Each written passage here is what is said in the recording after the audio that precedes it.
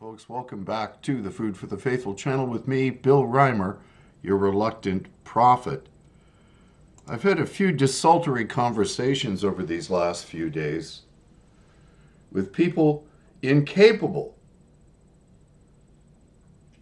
of anchoring their discussions in fact. Rather, all they do is emote. We are in the midst, the entire Western world is in the midst of an ideological attack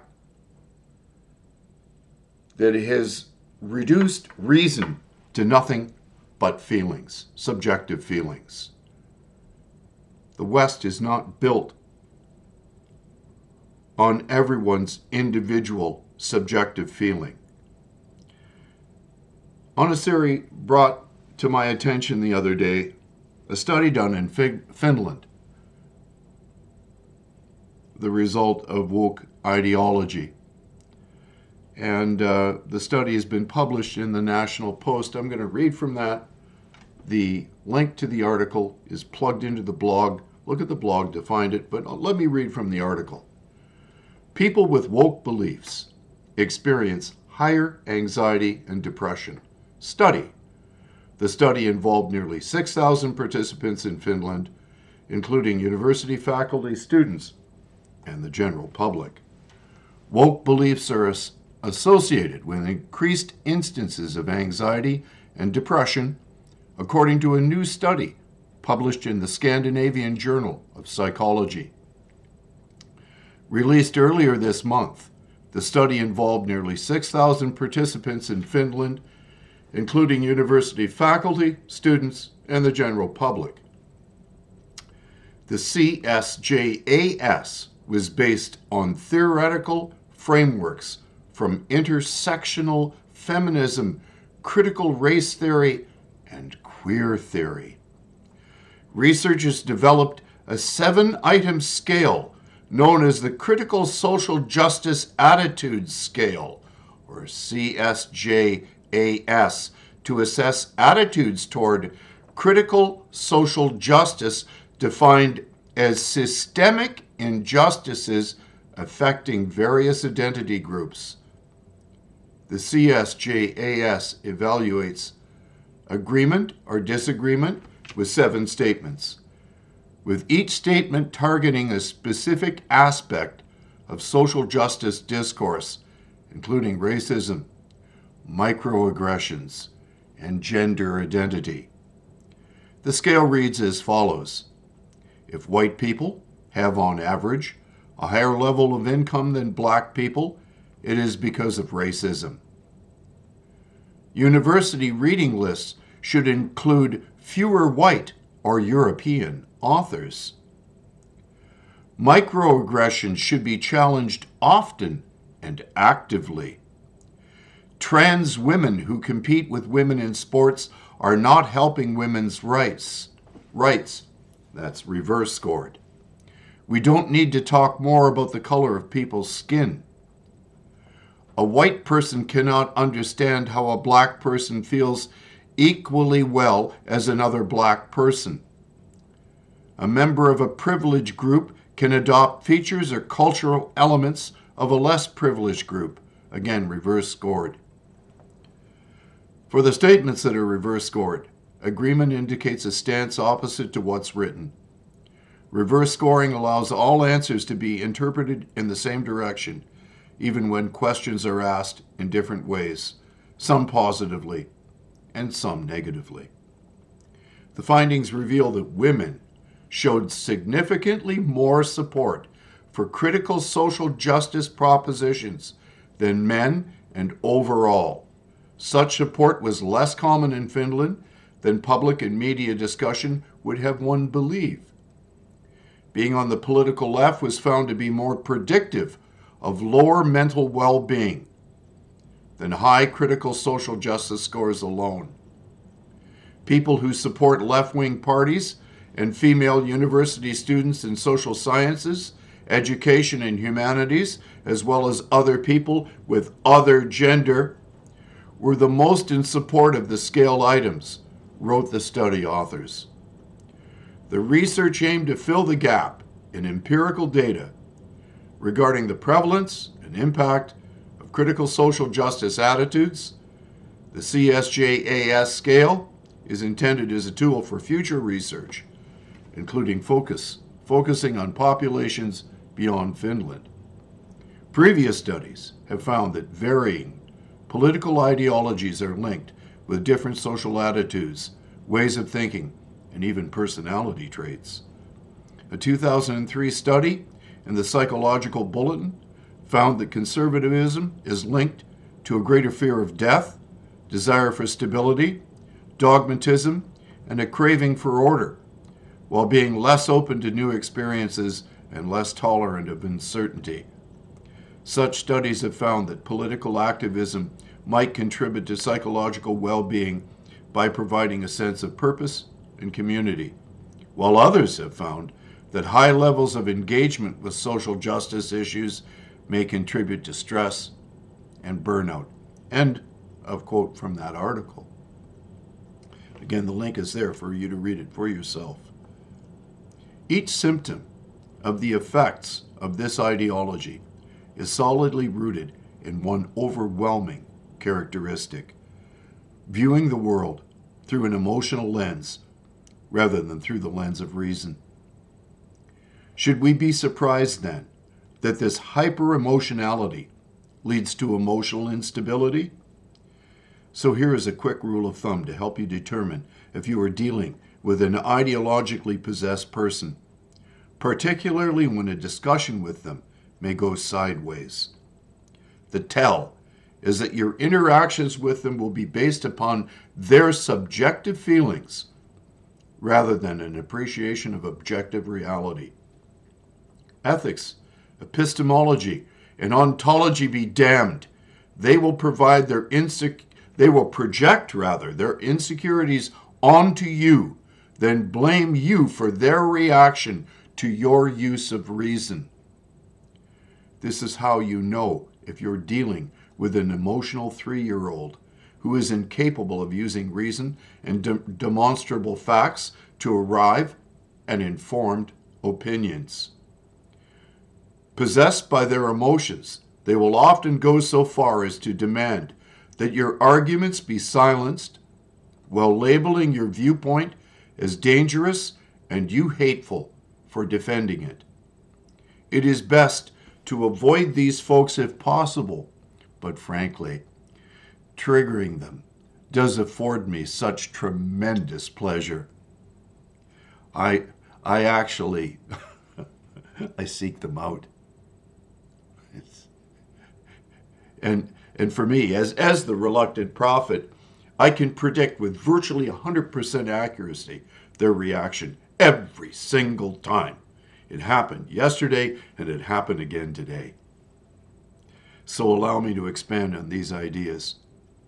We are likely in the ideological battle of our lifetime, since all the very worst authoritarian ideas of the 20th century have come to possess the minds and hearts of a great many in the 21st century. Each one of us must be ready, willing, and able to address the ideologically addled ideas of those who are seeking to tear down civil society, to destroy peace, order, and good government, even as they call this destructiveness social progress. As for calling these ideological extremists stupid for holding authoritarian beliefs, there were and are many brilliant communists, neo-Marxists, critical theorists, postmodernists, and fascists. It should therefore be obvious that the power of ideological possession is impossible to underestimate, since idea pathogens are obviously very attractive to ostensibly intelligent and well-educated people. After all, back in October of 2023, even the UN declared that trans lesbians are real lesbians too. Emotional madness is on full display along the hallowed halls of the ivy-covered towers of the Academy, as well as on the floors of legislative assemblies all throughout the Western world. illiberal, and authoritarian ideas have taken hold of our most sacred institutions. And what are Christians doing about it? Very little, for most of them are unaware or do not understand what is coming straight after their faith. Next subtitle. So let us examine the shift from rational debate to an insistence on emotional rhetoric. The shift from debate to pure emotional rhetoric in public discourse has several underlying reasons. I will cite them. Attention, economy, and sensationalism. In an era of information overload, attention is scarce. Emotional content tends to grab attention more effectively than reasoned debate. Media outlets and social platforms prioritize sensationalism to maximize engagement. Confirmation bias and echo chambers. People seek information that confirms their existing beliefs. Emotional appeals resonate with preconceived notions, reinforce echo chambers. Debates, on the other hand, challenge these biases and may be less appealing. Polarization and tribalism. Society is increasingly polarized along ideological lines. Emotional rhetoric reinforces group identity and loyalty. Debate risks exposing nuance and common ground, threatening tribal cohesion. Cognitive biases. Humans are prone to cognitive biases, such as the affect heuristic, relying on emotions to make judgments. Emotional appeals exploit these biases, making them more persuasive than logical arguments. God help us. 5. Sound bites and simplification. Emotional messages fit well into sound bites and social media posts. Debates require nuanced explanations which may not fit the format. That's why I detest memes. 6. Emotional connection and persuasion.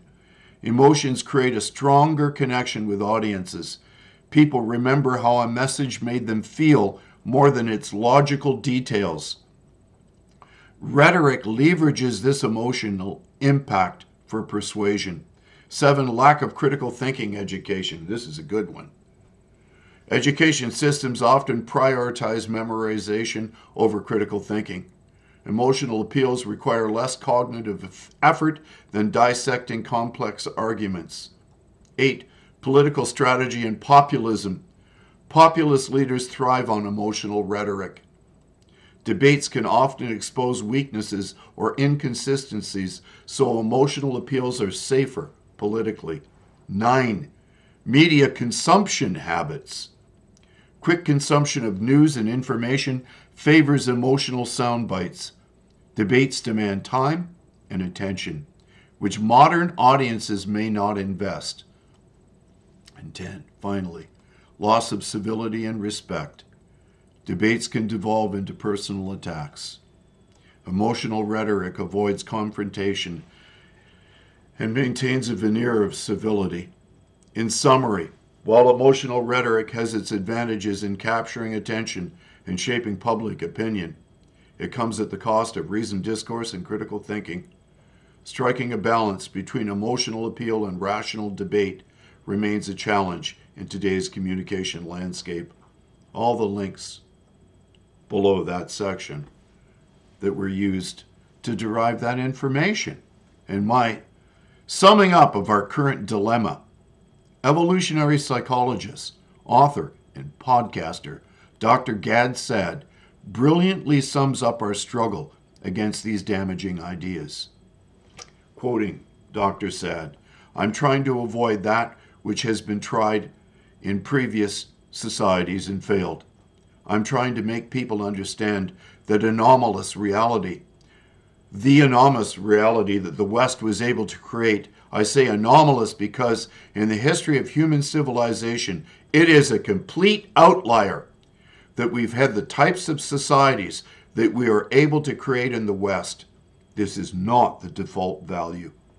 So, to have found the magic recipe where freedom of conscience and freedom of speech and the scientific method and all the other wonderful things that the West has offered us are allowed to flourish, and to now see it being thrown away under the cloak of the progressive robe is very galling to me.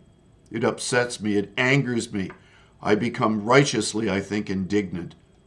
So I'm trying to offer people, if I may use the term, a vaccine against the brain parasites that have absolutely infected the minds of Westerners. End of quote from Dr. Sad. Whether it be cultural relativism, social constructivism, postmodernism, critical theory, identity politics, non-binary gender theory, the Trudeau government is possessed by all these ideas, and none of them are founded in reality. The demand on the part of those who feel that idea pathogens ought to be considered as reality has replaced that which is real. Society has gone from believing in what is to believing in what ought to be, as it were.